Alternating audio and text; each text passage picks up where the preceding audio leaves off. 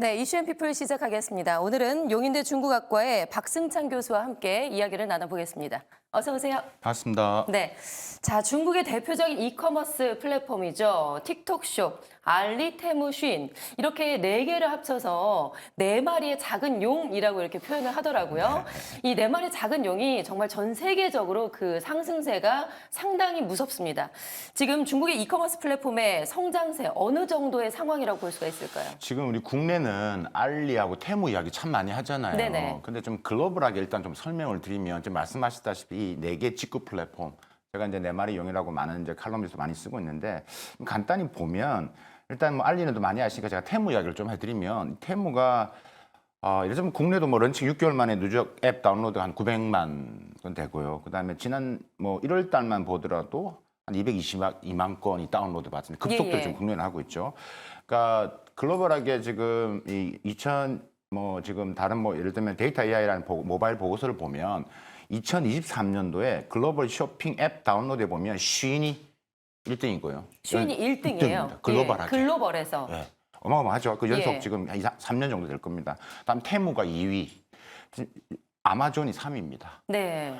그러니까 지금 이게 있기 때문에 그러면 이제 한국도를 본다라면 우리는 알리, 테무 말씀을 드리는데 알리가 뭐 지금 우리가 MAU라는 그러니까 그 매월 좀 액티브 유저들, 활용하는 유저가 지금 뭐 3위 정도 되고요. 한국에선 테무가 지금 알리가 한 718만 명, 그다음에 테무가 한 571만 명, 5위 정도 되는데 이 따라잡는 속도가 계속 빨라지고 있습니다. 예, 예. 그러니까 이제 국내도 지금 이슈가 워낙 많이 되고 지금 경제부총리가 지금 이 범정부 차원에서 대응하지 않으면 안 되겠다. 이게 단지 우리 소비자 측면을 접근하고 있는데 저는 개인적으로 지금 정부가 보고 있는 건 단기적인 거고 중장기적으로 우리 소상공인단 지금 상태 제조업 기업들 상태도 생태계도 무너질 것이고 중간 단계에 있는 이 유통 플랫폼도 이 판이 완전히 바뀔 겁니다. 예, 예. 그래서 이걸 좀 말씀드리고 싶고 하나 더 말씀드린다면 지금 우리가 지금 알리, 테무, 쉰 말씀인데 틱톡샵 같은 경우는 아직 한국에 안 들어왔거든요. 네. 만약 틱톡샵이 한국에 들어오면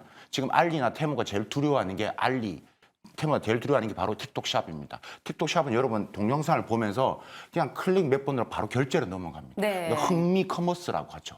그러니까 이게 지금 앞으로 또 다가올 판도에 중요한 하나의 핵이 되고 있다. 이것을 조금 좀 관심 있게 볼 필요가 있다. 네, 그런 상황이니까 우리 정부 차원에서도 상당히 관심을 가지고 지켜보고 있는데 우리 국내에서도 이미 쿠팡 다음으로 지금 이커머스들이 2위를 차지하고 있고요. 네. 말씀하신 대로 글로벌에서도 보면 아마존을 지금 누르고 1위로 올라갔잖아요. 네. 전 세계에 이렇게까지 영향력을 끼치면서 급성장할 수 있었던 가장 큰 이유, 요인은 뭐라고 볼 수가 있을까요? 세 가지로 정리할 수 있을 것 같습니다. 그러니까 여러분이 잘 아시다시피 그러니까 초저가 경쟁력인데 이 초저가 경쟁인데 가성비를 겸한 초저가. 우리가 그러니까 중국 직구 우리가 언제부터 중국 직구 정말 안 샀지 않습니까? 네. 직구는 미국 직구인데 어느 순간부터 중국 직구였어. 그만큼 저렴한데 쓸만하네 이렇게 된 거죠. 이게 이제 글로벌하게 한 건데 말씀하셨던 이 네 마리의 용. 이 네 개의 직구 플랫폼마다 다 다른 이 경쟁력, 초저가의 경쟁이 다릅니다. 가장 저렴한 게 테무입니다. 예. 알리도 테무의 가격을 못 따라갑니다. 그러니까 테무는 기본적으로 일단은 지금 테무는 여러분들 아셔야 될 게 알리나 쉬인 같은 경우는 또 돈을 벌지만 테무는 지금도 적자 경영입니다. 일단은 적자를 보고 경쟁자를 다 죽이겠다는 겁니다. 그래서 이제 보조금을 주고 있습니다. 제품마다 다르게 보조금을 주고 있고요. 또 하나 테무의 뭐 초저가 경쟁을 말씀드리면 이 가격 경쟁을 시킵니다. 똑같은 제품을 하면 이 셀러들끼리 가격 누가 제일 싼 가격을 제시하는 그 셀러를 입점시키는 거죠. 네. 그러니까 그렇기 때문에 이 네 개의 플랫폼마다 다 다르지만 어쨌든 첫 번째가 초저가 경쟁력. 그러니까 두 번째가 이제 여러분들 유통하면 풀필먼트 아실 텐데 이 풀필먼트 업그레이드된 버전이 바로 중국에서는 이걸 이제 일괄 운영 관리 시스템이라는데 플랫폼이 모든 걸 다 합니다.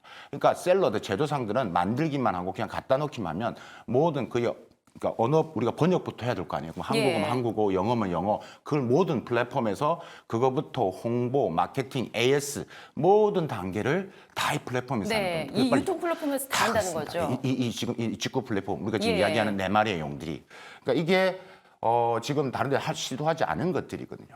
세 번째가 이제 막대한 자본력을 가지고 SNS 광고를 하는 겁니다. 그러니까 여러분 지금 뭐 테무나 우리는 알리지만 이 글로벌에 나중에 보시면 미국 같은 데서 보면 이 시인이나 테무 광고가 어마어마하게 뜹니다. 네. 엄청난 돈의 SNS 광고 넣죠. 여러분 알죠? 그러니까 작년에 같은 경우 우리가 메타 주가가 상승했지 않습니까? 거의 가장 1등 공신이 누구냐면 이 직구 플랫폼들입니다. 시인하고 테무가 엄청나게 우리 같은 뭐 페이스북이라든지 인스타에 돈을 쓰는 거죠. 그러니까 이제 그런 측면에서 아마존이 밀리지 않으려고 또 돈을 쓰는 겁니다. 네. 그러니까 중간에서 있는 아마존이 양쪽에서 광고를 엄청 버는 것들이. 그래서 메타가 주가가 올라가고 수익이 늘어나는 거죠. 그래서 간단하게 그럼 왜 장점이 뭐냐? 이 세 가지 로 말씀 정리할 수 있을 것 같고 사실 좀 시간이 여유가 있다면 이 네 말의 용, 이 네 개 플랫폼마다 다 장단점이 있습니다. 요것은 나중에 또 기회가 되면 하고 네. 뭐 전반적으로 장점은 세 가지 정도로 정리할 수 있겠습니다. 네, 그런 여러 가지 요인들로 세 가지 요인들로 우리 일상생활 속에 정말 깊숙이 빠르게 지금 파고들고 있는 것 같습니다. 그런데 사실 중국의 이런 직구 플랫폼들이 미국을 또 누르다 보니까 미국의 입장에서는 어라 이것들 봐라 가만히 있을 수가 없는 상황인 거죠. 네. 중국의 이커머스 플랫폼들에 대해서 미국에 뭔가 제재도 이어질 것 같은데 어떤 제재를 이게 좀 이제 미중 간 충돌의 중요한 불씨가 될 것 같습니다. 우리가 지난 13일 날 미 하원에서 틱톡 금지법을 지금 통과시켰거든요. 예. 그러니까 지금 이제 통과시켰는데 이게 지금 뭐 나중에 이제 상원에서 통과될지 지금 미국 대선 문제가 이슈가 있기 때문에 지금 미국 내에 한 1억 7천만 명이 틱톡을 사용합니다. 지금 직구 플랫폼만 틱톡을 왜 말씀드리냐면 이 직구 플랫폼도 마찬가지로 내나 가입을 해야 되기 때문에 데이터의 이슈에 들어갑니다. 그다음에 틱톡 다음에 지금 우리가 하는 틱톡샵, 틱톡샵은 틱톡 위에 있는 이 앱 안에서 얹혀진 거기 때문에 그다음에 시인, 알리, 테무 되겠죠. 그래서 지금 쉽지는 않겠죠. 왜냐하면 1억 7천만 명이 사용하고 지금도 반대시를 한답니다. 왜 틱톡을 못 쓰게 하느냐. 네. 지금 젊은 MZ 세대들 난리거든요. 그러니까 미국 3억 4천만 명인데 1억 7천만 명이 쓰고 있다는 거예요. 그러니까 쉽지 않은데 자 그러면 어떤 이슈냐? 제일 중요한 게 미국이 규제를 할 건 결국 데이터 안 볼 겁니다.